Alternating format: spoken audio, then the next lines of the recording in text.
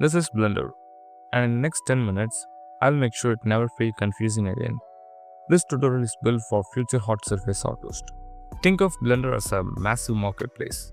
Hot surface is just a one powerful section of it. I'm not going to waste your time on sculpting or grease pencil. Instead, I'll show you how to set up Blender, navigate fast, and use the tool that actually matter for hot surface design. If that sounds like what you need, let's begin. Alright, to install Blender onto your machine, all you have to do is to go to any browser and type in the name Blender. Or you can go down the description and just click the first link to go to the official website. And once you're in the home page, you can see the current version is Blender 4.4, and you can just install if you want the current version, or else if you want the previous version, if you want to download the previous version, you can just go down all the way down and find something called the previous version. Just click on this, and from here you can see an option called download in Blender. Just click on it, and there you have it. There is a list of previous version of Blender starting from Blender 1 to the current version. Now if you want the previous version, you can just search for it and download. But if you would like to download the latest version, you can just go to here and just click on the download button. Once it starts downloading, just wait until it's complete. In my case, I already downloaded, so I just skip this process.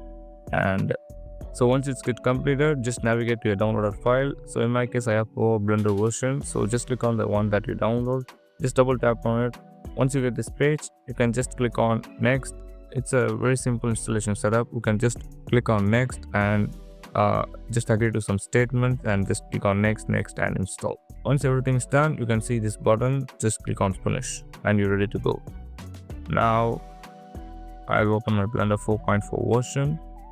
Alright, when the first time you open your Blender, this is how the screen is going to look like. There's a big splash screen which tells that it's a Blender 4.4 version, and it's not really that important, so I just left click somewhere else on the empty space to disappear it. Right now you're seeing is the Blender workspace, 3D workspace. So a big screen, which here this is a 3D workspace. You can spend most of your time working here. And on the top right side, this is called an outliner. It's like an object data properties. So whenever you do some changes or adding object, this will appear here. And this is a toolbar, which is the editor type. From here you have several options. So this is a basic tool. So before we just dive deeper into it, I just want to make few changes. So go to edit, go to preferences, and first under display interface, under display you can see a resolution scale. For me, I set my resolution scale to 1, but if you're using a high resolution monitor, you probably see these things, this UI very small, so you can just change it to 1.5 or 2 depending on your screen resolution. For me, the 1.5 is okay. I think 1.4 is good, so I just stick with it. And I just toggle off this splash screen, so every time I open the Blender, the big splash screen not appear, and I just toggle off it. And just go to now input, and in other input you can see a keyboard, and under keyboard just enable this emulate numpad. In a numpad, if you have a numpad, you can press 1 to go to front, side, and top view. If you don't have a numpad, you can use the numeric key at the top of your laptops. You can just use your default numeric key as your numpad. That is the reason of enabling the option. So if I press 1, it goes to the front view. If I press 3, it goes to side view, and if I press 7, it goes to the top view. Alternatively, if you don't want to turn your numeric keyboard as a numpad, what you can do is to click on this key. I don't know what you call this key as. I'll show them in the display.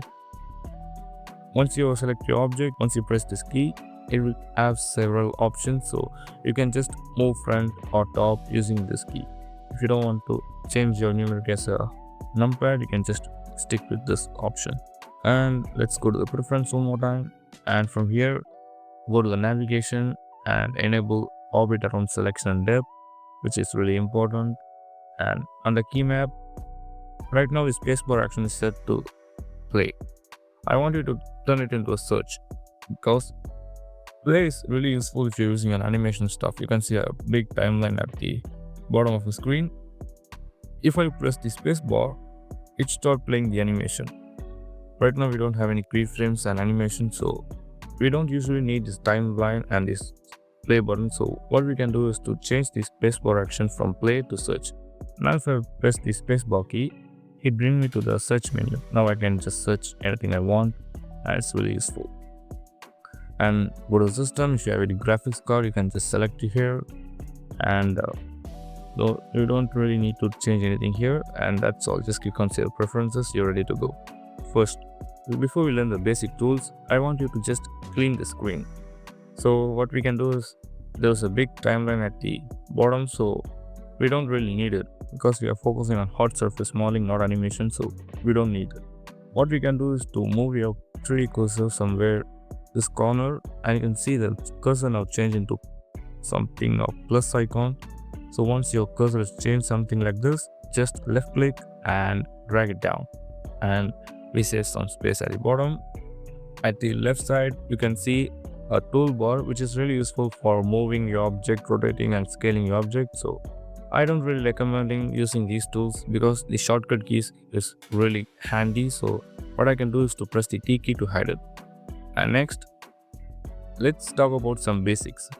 In Blender, if you want to move your 3D object, if you want to move around your 3D viewport, what you can do is to just hold the middle mouse button. So you can see a scroll wheel. Just click on the scroll wheel and just move your mouse. It will help you to rotate your 3D viewport, which is called as orbiting. And if you want to slide your view, what you can do is to hold the shift key and then hold the middle mouse button and move your mouse. This is called panning.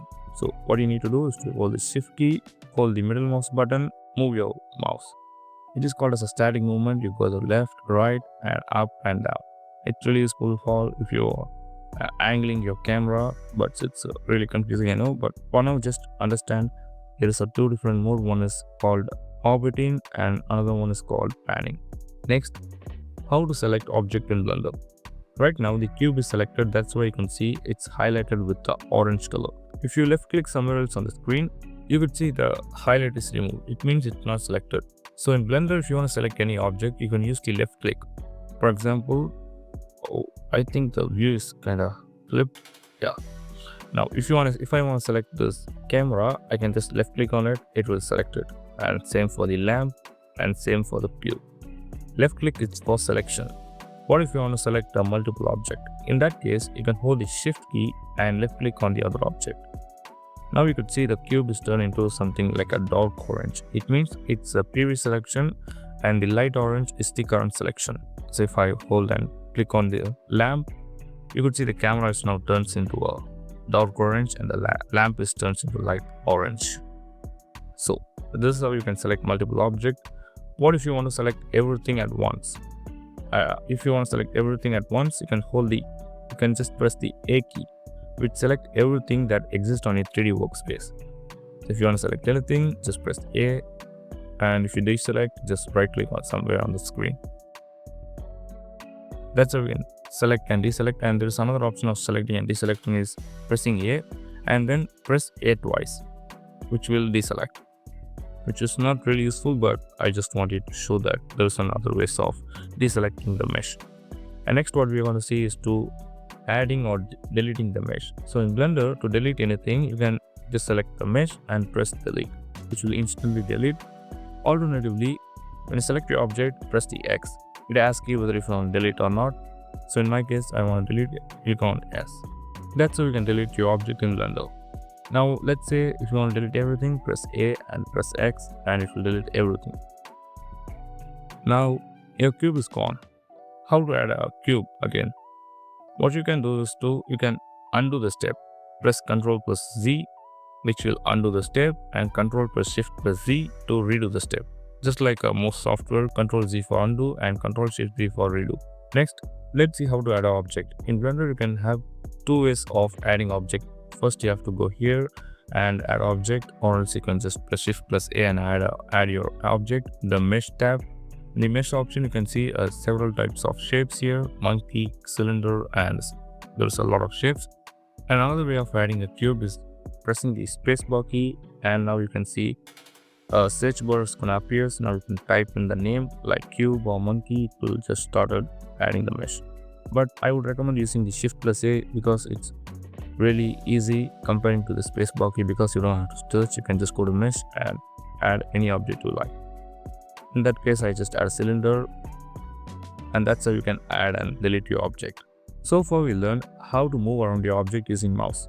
But let's say if you're using a laptop, but I don't recommend using a trackpad. You should have a mouse in order to work with hot surface modeling, because mouse is really useful and the workflow is really fast and it's very easy comparing to trackpad. But let's say if you're using a trackpad right now, what you can do is to move around your object is using this gizmo wheel.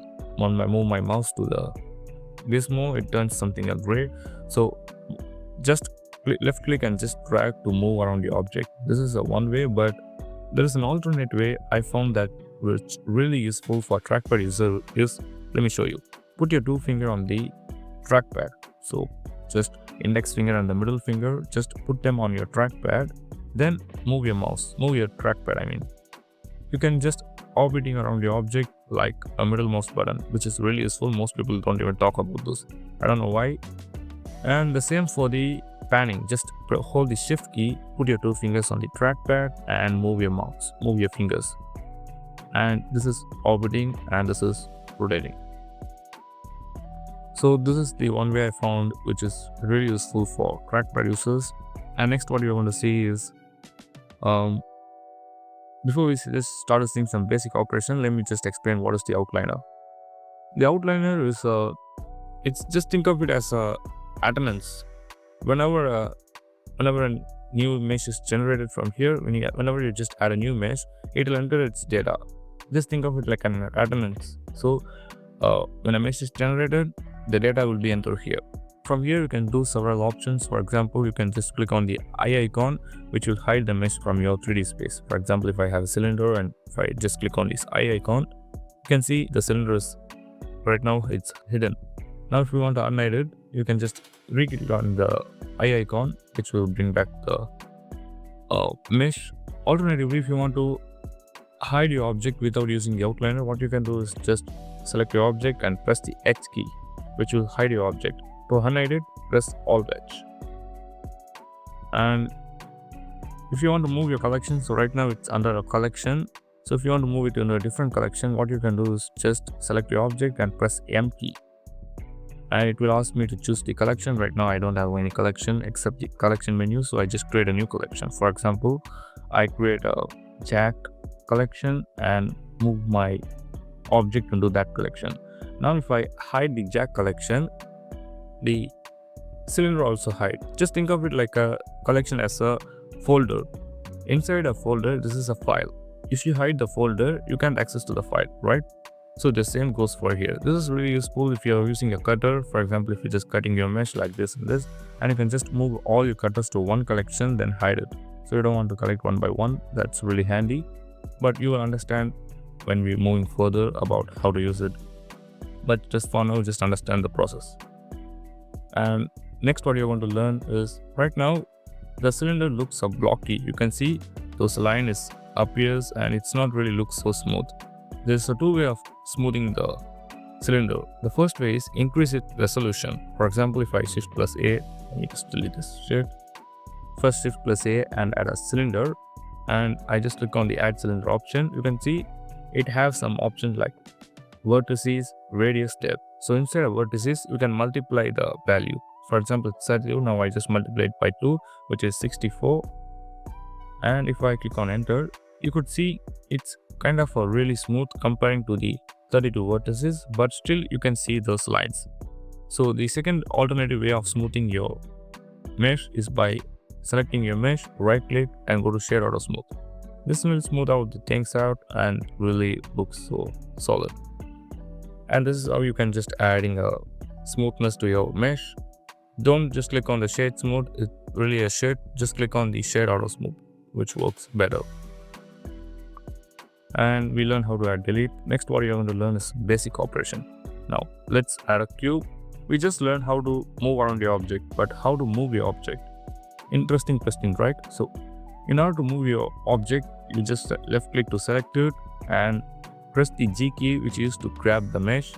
And once you are in any operation, for example, right now I'm just grabbing the mesh, and once you just click on the any operation, for example G, it will highlight it with a white color. It means it's under an operation. Now if I move my mouse, it will allow me to move my object anywhere on the screen. And there is another way of moving your object is by moving it by one specific axis. For example, there are 3 different axes in Blender. The red line will represent as a x-axis, and the green line represent the y-axis, and the z line is here, but right now you can see the z because it's hide a default. What you can do is by go to the viewport overlay and just toggle on the z-axis. Now you can see the z-axis. So in order to move on one specific axis, what you can do is press the G key and then select your axis. Let's say I select the Z, and it will highlight the Z axis, and now I can move up and down, and same for the Y and same for the X. This is how you can move your object in Blender. Next, what you want to learn is now let's see how to scale your object. Right now I feel like it's really small, so what I can do is to select my object and press the F key. When I press the S, you could see it appears a white border like we did for the grab tool. So whenever it's on any operation, it's highlighted with a white color, white stroke. So now I can just move my mouse left and right to adjust its size. And you can also scale it on one specific axis. For example, if I press S and X, it will only scale on X axis, and same for the Z, same for the Y. And there's other ways of scaling your object is by eliminating one axis. For example, if I only want to select on X and Y, I don't want to select on Z axis, what you can do is pressing the S key, press the Shift and Z key, which will eliminate the Z axis, and it tells Blender only scale on X and Y. Now you can see it not scale on the Z axis. And the same operation is work for the grab tool. For example, if you press G and if you eliminate one axis, for example Shift plus X, it only moves on Z and Y. It not moves on the X axis. Next, what you want to learn is the rotation. So when you're selecting your object, press the R key, which is used for rotation. When you press R and when you move your mouse, it rotates your object. But you can see it's not really rotating like a real world object. So there is another option of rotating your object, which is called trackball rotation. So when you select your object and press the R key twice, you can see the cursor or the operation just turns something different. So what you can do is now if you move your mouse, it really rotates like a trackball. It's really useful if you want to rotate your object freely. And you can also do that with any axis, for example Z, X and Y. Next, what you're going to learn is how to duplicate your object. So in Blender, you have 2 options of duplicating your object. The first one is pressing the Shift plus D, which will duplicate it, and you can just select any axis to move on it. And alternatively, you have another key which is called Alt plus D, which is also duplicate your object. And you might wonder what is the difference between Alt D and Shift D, but we can just cover deeper in the upcoming series. But for now, just understand there is a 2 of duplicating your object, Shift plus D and Alt plus D. Now let's talk about the pivot point.